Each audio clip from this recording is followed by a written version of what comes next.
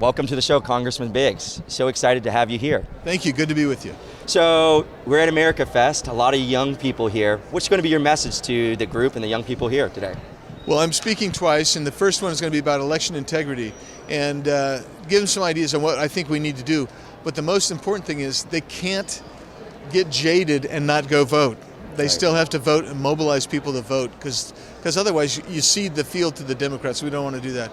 And the other one, we're going to talk about leadership and how we win, how we can win. Beautiful. So a lot of talking, I feel like a hot topic issue is election integrity. Yeah. Can you just talk to us a little bit about that and what we're doing? I mean, especially here in Arizona, it was a big one. So. Yeah, it's really huge here. And so right now, the forensic audit, the first forensic audit in the country, still the only one that's been completed, is sitting in the hands of the State Attorney General. He has a small team on his election integrity unit, and they are basically reviewing to see if they have reason to bring criminal charges against people.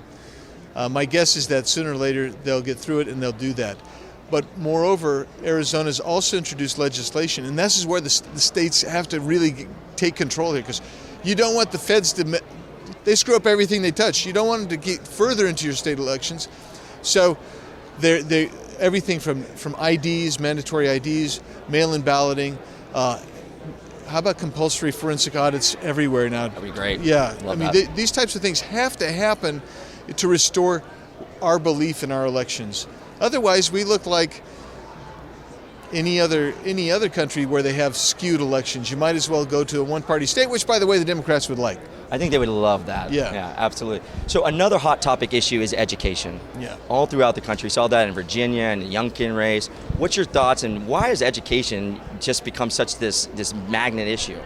Well, some of us have been hollering and screaming for literally 20 years or more about education. But when I see the what happened in COVID, parents actually had to get involved in their education of their children again. And when they saw what was happening, it didn't matter what side of the spectrum they were on. They're like, this is unacceptable. Everybody wants their kid to get the basics in reading, writing, science, math. They don't want them indoctrinated. So that's why education is so important.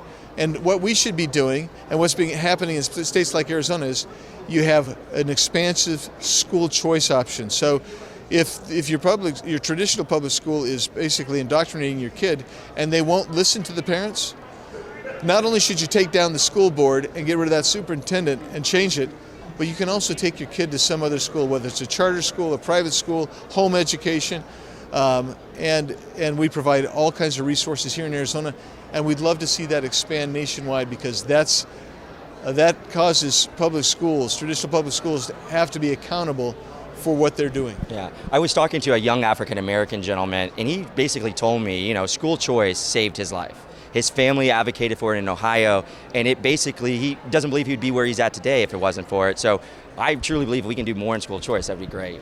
Yeah, no, I'm with you on that, and I'm a big believer that the money that the schools or the state uses to fund education shouldn't go to schools.